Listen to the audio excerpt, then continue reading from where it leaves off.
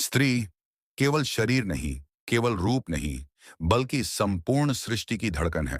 भारतीय दर्शन कहता है, शिव बिना शक्ति शव है, यानी शक्ति के बिना सृष्टि, धर्म, यहां तक कि स्वयं शिव भी अधूरे हैं। तो आखिर क्यों माना जाता है स्त्री को देवी का स्वरूप?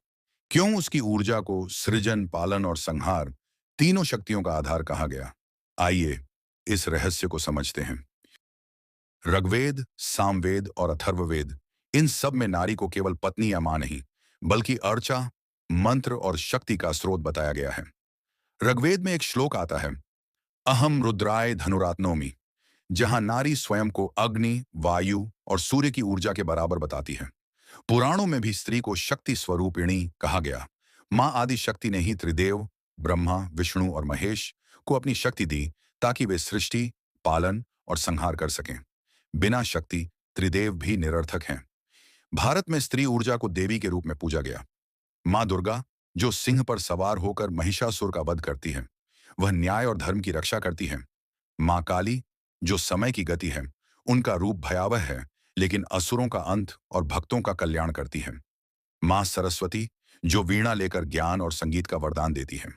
मां लक्ष्मी, जो घर घर में सुख और समृद्धि की अधिष्ठात्री हैं। हर देवी स्त्री ऊर्जा के एक अलग आयाम को दर्शाती है, यानी एक ही नारी कभी ममता है, कभी क्रोध, कभी ज्ञान, तो कभी समृद्धि। पुराणों की कहानियां बताती हैं कि स्त्री शक्ति कितनी प्रबल है।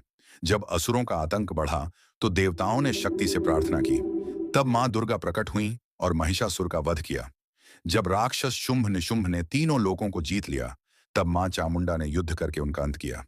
महाभारत में द्रौपदी के अपमान ने धर्म युद्ध छेड़ दिया, और रामायण में सीता के वियोग ने स्वयं भगवान राम को राक्षसों का संहार करने के लिए प्रेरित किया। इन घटनाओं से स्पष्ट है कि नारी कभी प्रेरणा है, कभी आधार है और कभी क्रांति की ज्वाला। हर घर में नारी को गृहलक्ष्मी कहा गया है, क्योंकि वही है जो घर में प्रेम का दीप जलाती है, जो बच्चों को संस्कार देती है और पति को धर्म के मार्ग पर बनाए रखती है। शास्त्र कहते हैं, यत्र नार्यस्तु पूज्यन्ते रमणते तत्र देवता। जहां स्त्रियों का सम्मान होता है, वहां देवता स्वयं निवास करते हैं। अब सवाल उठता है, आखिर क्यों स्त्री की ऊर्जा को इतना खास माना गया? एक, सृजन शक्ति। नारी ही है जो गर्भ धारण कर नए जीवन को जन्म देती है। यह दिव्य सामर्थ्य किसी और के पास नहीं।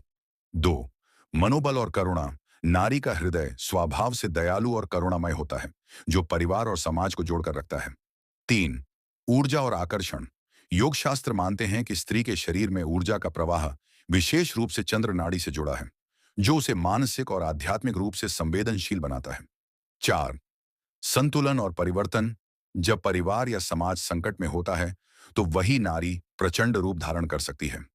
इतिहास गवाह है, झांसी की रानी लक्ष्मीबाई ने अपने साहस से अंग्रेजों को चुनौती दी। मीराबाई ने समाज की बेड़ियों को तोड़कर केवल कृष्ण भक्ति को ही अपना जीवन बना लिया। अहिल्याबाई होलकर ने शासन चलाते हुए धर्म और संस्कृति की रक्षा की। ये उदाहरण दिखाते हैं कि नारी केवल घर की रक्षक नहीं, बल्कि धर्म, संस्कृति और राष्ट्र की भी आधारशिला है।